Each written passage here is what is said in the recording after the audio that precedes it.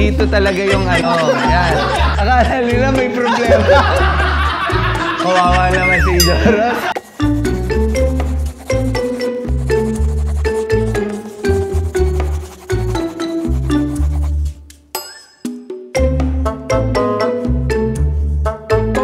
Okay, fine. Okay.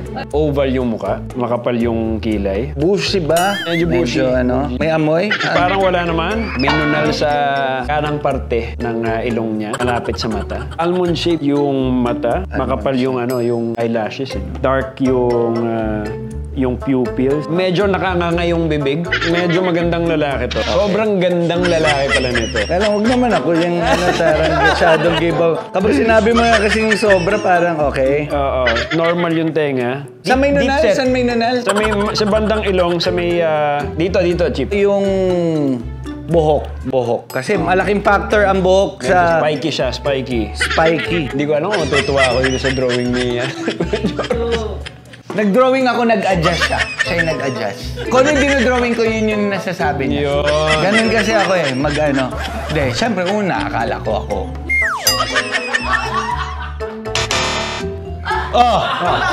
Pwede na, ano? Teka lang, ipakita mo. Huwag mo ako ipahiya. Sabi yan okay yan Di, pero ang galing mo Nakuha mo yung itsura, Oo, yan. Well, di ba? Dahil may nunal dito, may itsura, deep set. Oo. Siyempre, kita, deep set yung mata nito eh. Medyo ano lang kasi pangit yung mumurahin ata kasi ito eh. Hindi pala siya original. Mas maganda yung pag-drawing ko kapag mga nasa 15,000 pataas. Ito yung mga 1.5 lang, no? Tingnan mo, 6-pack, di ba? Oo naman. Kapag nag-google ka, makikita niyo, 6-pack yan. Okay. Next.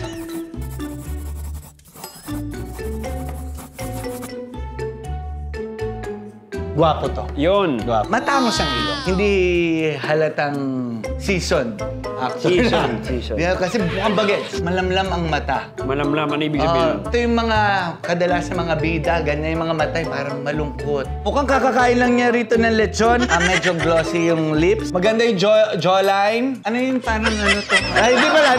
Sorry, di niya nakita. Ito yung mga tipo ni Jen. Mukhang magaling umarte. Yung, alam mo yung itsura ng magaling umarte, yung mukhang kakapanalo lang ng award. Ay, okay. Ganong aura. Medyo swerte to dahil medyo hawig siya sa akin. 76 yung pilik mata. 76 sa kaliwa. Only God knows kung ilan yung strands of hair. Oo nga, pero ano yung itsura ng buhok? Yung buhok, Kimpi Trunks. Kilala mo yung 90s, Batang PX, yung mga nakahiwa sa gitna. Hula, sino yung ano? Si Kuya Dennis ba to? Wow! Alam mo, kopyang-kopya. Kopyang-kopya, no? Pirmahan mo kaya? Hindi kasi, guys, sanay kasi ako sa, canvas. Muntik na maging si SpongeBob, May award, May award.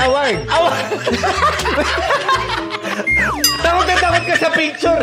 Hindi ka natatakot doon sa hawak niyang award. Ano to? Ano yan? Kumikinang kasi. Yes. Kumikinang. Pati ilong niya, medyo... Matangos, sabi mo. Matangos. Para mukhang mapanghi yung... Hindi, sabi mo kakakain lang ng lechon. Kakakain lang. Kaya medyo glossy. Oily. Ito, kapag pulis ka ba, malalaman mo na si Kuya Ako, ito yung nakita ko. Si Dennis to Paano ano? Ganun talaga. Ganun talaga? action ko. Si Dennis to Talagang Ay, sinerox mo to. Ganun yung reaction. Kuya Joros talaga, Ang galing. Pirmahan ko na to. Pirmahan mo.